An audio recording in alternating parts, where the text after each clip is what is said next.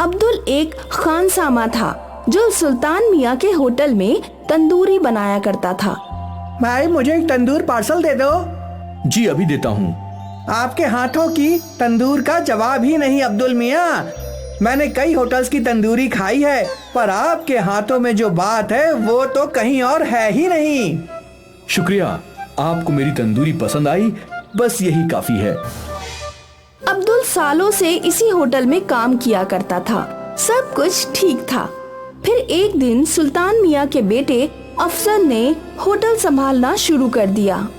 भाई आपके होटल की तंदूरी का तो जवाब ही नहीं। हाँ, मैं जानता हूँ जनाब, काफी ग्राहक अब्दुल मियाँ की तंदूरी की तारीफ करते हैं।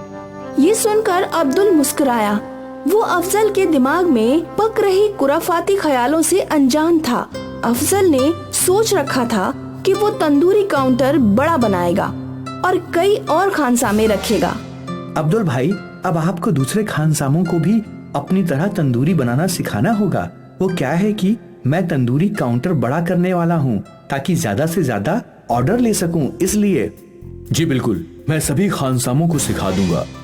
ये सुनकर अफजल खुश था। कुछ दिनों बाद तंदूरी काउंटर बड़ा हो गया। 2 और खानसामे काउंटर पर आ गए, अल्ताफ और अरबाज। अब मुझे ध्यान से देखो और सीखो। अगर मेरी तरह तंदूरी को अच्छे से पकाओगे तो ग्राहक तुम्हारी भी तारीफ करेंगे। अब्दुल दोनों को अच्छे से तंदूरी बनाना सिखाने लगा। कुछ ही दिनों में वो लोग भी अब्दुल की तरह तंदूरी बनाना सीख गए।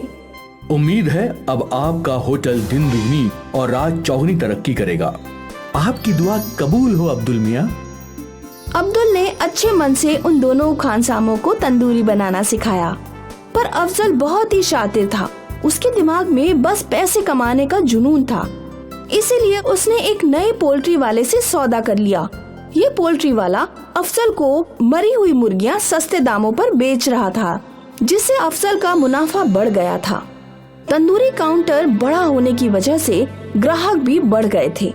सब कुछ सही चल रहा था, लेकिन एक दिन जब अब्दुल देर रात तक होटल में था, तब होटल के मालिक सुल्तान वहाँ आए। बेटा अफजल, कैसा चल रहा है होटल? बढ़िया अब्बा। मैंने सुना है तूने पोल्ट्री वाला बदल दिया है। हाँ अब्बा, ये नया पोल्ट्री वाला हमें कम दामों पे मुर्गी दे रहा है। अच्छा, पर वो कैसे? क्योंकि वो मुर्गियाँ पहले से मरी हुई हैं। या खुदा, ये क्या गुस्ताखी कर रहे हो बेटा, ये गलत है। ऐसा गुनाह ना करो। अगर हमारी तंदूरी खाकर कोई बीमार हो गया तो खुदा हमें बिल्कुल माफ नहीं करेगा बेटा। ऐसा कुछ नहीं होगा अब्बा, हर होटल वाले यही करते हैं। मेरे सारे दोस्तों के होटल में यही होता है। अब तक कोई बीमार नहीं हुआ, आगे भी नहीं होगा। मेरा काम था तुम्हें आगाह करना, बाकी तुम्हारी मर्जी। अब ये होटल तुम्हारा है और तुम इसके मालिक हो। अच्छा हो या बुरा हो, वो तुम्हारा फैसला है, ठीक है? सुल्तान साहिब वहाँ से चले गए। ये सारी गुफ्तगू अब्दुल ने सुन ली थी। कुछ देर बाद वो भी अपने घर के लिए चला गया। रात को अब्दुल इसी मसले को सोच रहा था। मैं ऐसी जगह काम नहीं कर सकता जहाँ लोगों की सेहत के साथ खिलवाड़ हो। ये सरासर गलत है, पर अफजल मियाँ मेरी बात सुनेंगे नहीं। बेहतरी इसी में है कि मैं ये काम ही छोड़ दूं। अब्दुल ने सोच लिया था कि वो सुल्तान होटल में खानसामे का काम छोड़ देगा। अगली सुबह वो होटल गया। मैंने कल सब कुछ सुन लिया था। मेरा ज़मीर मुझे इजाजत नहीं दे रहा कि मैं ये काम करूं। मैं इस होटल को छोड़कर जा रहा हूं। अच्छा है, तुम्हें क्या लगता है तुम्हारे जाने से मेरा होटल बंद हो जाएगा? बिल्कुल नहीं, लेकिन तुम्हें किसी और होटल में कभी काम नहीं मिलेगा। इतना पक्का है अब्दुल मियाँ? मुझे मंजूर है, मैं बिना काम करके रह लूंगा, पर बेईमानी में भागीदारी नहीं करूंगा। अब्दुल ये बोलकर वहाँ से चला गया। उसने कई होटलों में नौकरी की तलाश की, पर उसे नौकरी कहीं नहीं मिली। थक हार कर एक दिन वो दोस्त मुस्तफा की साइकिल शॉप पर बैठा था। क्या हुआ भाई, आज भी काम नहीं मिला? नहीं दोस्त, अब पता नहीं क्या करूंगा। मुझे तंदूरी बनाने के अलावा और कोई काम आता भी नहीं। तुम्हें कौन बोल रहा है कुछ और काम करो? मैं तो ये बोल रहा था कि तुम अपना तंदूरी का काउंटर खुद ही खोल लो। इतने पैसे नहीं है मेरे पास। तंदूर बहुत महंगा होता है, ऊपर से होटल भी चाहिए ना, फिर उसका भाड़ा इतना सब कहाँ से कर पाऊंगा। तुम्हारे दोनों मसलों का एक ही हल है मेरे पास, थोड़ा इंतजार करो। मुस्तफा ने 2 पुरानी साइकिल रिम्स ली और उनमें छेद करके सलाइयां डाली। ले तैयार है, ये क्या? समझाता हूँ। मुस्तफा के पास एक हाथ गाड़ी थी।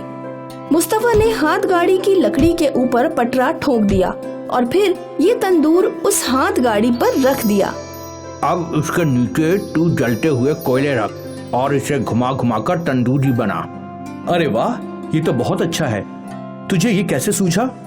बस शायद तेरी मदद करनी थी, इसलिए मुझे सूझ गया। शुक्रिया शुक्रिया मेरे दोस्त।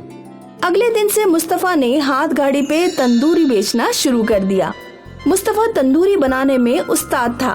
क्योंकि उसका होटल नहीं था, इसीलिए उसने तंदूरी का दाम भी कम रखा था। मुस्तफा के चलते फिरते तंदूरी ठेले पर ग्राहकों की अक्सर भीड़ लगी रहती थी। वहीं सुल्तान होटल पर फूड ऑफिसर का छापा हुआ और मरी हुई मुर्गी बेचने की वजह से होटल को सील कर दिया गया और अफजल को हवालात में बंद कर दिया गया। शायद यही कुदरत का नियम है, अच्छे के साथ अच्छा होता है और बुरे के साथ बुरा होता है। इसीलिए कहते हैं कर भला तो हो भला।